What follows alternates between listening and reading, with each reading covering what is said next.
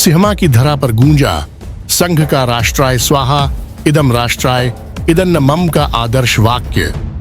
नमस्ते सदा वत्सले मातृभूमे, नमस्ते सदा वत्सले मातृभूमे, त्वया हिन्दुभूमे सुखं वर्धितोऽहम्, त्वया हिन्दुभूमे सुखं वर्धितोऽहम्, महामङ्गले पुण्यभूमे त्वदर्थे, महामङ्गले पुण्यभूमे त्वदर्थे, पतत्वेशकायो नमस्ते नमस्ते, पतत्वेशकायो नमस्ते नमस्ते।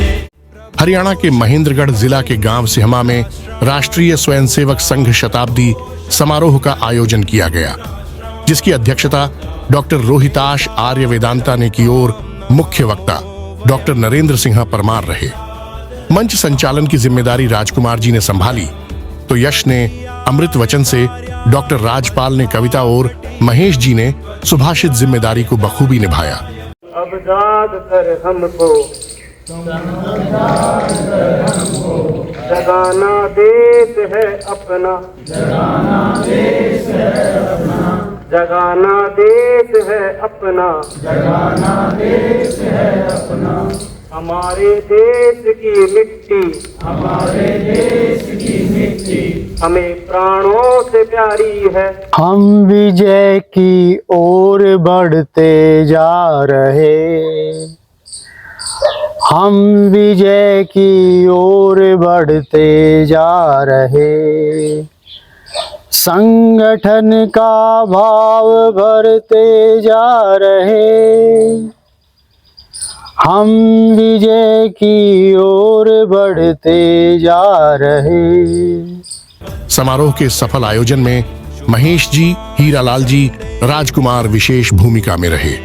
समारोह में सभी वक्ताओं ने एक सुर में कहा कि राष्ट्रीय स्वयंसेवक संघ के शताब्दी वर्ष का साक्षी बनना वर्तमान पीढ़ी के स्वयंसेवकों के लिए सौभाग्य की बात है।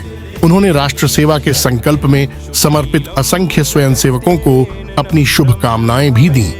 उन्होंने कहा कि संघ के स्वयंसेवक अपने परिवार में संघ जीवन शैली को अपनाते हुए समाजानुकूल परिवर्तन करने का निरंतर प्रयास करते हैं। साथ ही व्यापक समाज परिवर्तन के लिए विभिन्न प्रकार के उपक्रम नियमित रूप से करते रहते हैं। राष्ट्रीय स्वयंसेवक संघ शताब्दी वर्ष के पश्चात समाज परिवर्तन के अगले चरण में प्रवेश कर रहा है। यह समाज जागरण का एक बड़ा और व्यापक अभियान होगा। इस चरण में स्वयंसेवक समाज की सज्जन शक्ति के साथ मिलकर कार्य करने की दिशा में अग्रसर होंगे। इस हेतु समाज में जागरूकता निर्माण करने के लिए और व्यक्तिगत पारिवारिक जीवन में व्यवहार में लाने के लिए 5 विषयों का आग्रह है। इसे पंच परिवर्तन कहा गया। समारोह में बताया गया कि गत 100 वर्षों से यह महायज्ञ अविरत रूप से चल रहा है।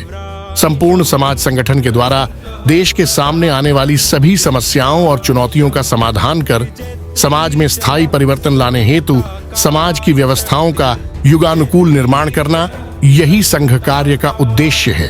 अमृतकाल का यह समय अपनी पवित्र मातृभूमि को पुनः विश्वगुरु सिंहासन पर आरूढ़ करने के लिए सभी मतभेद भुलाकर एक साथ आकर पुरुषार्थ करने का समय है।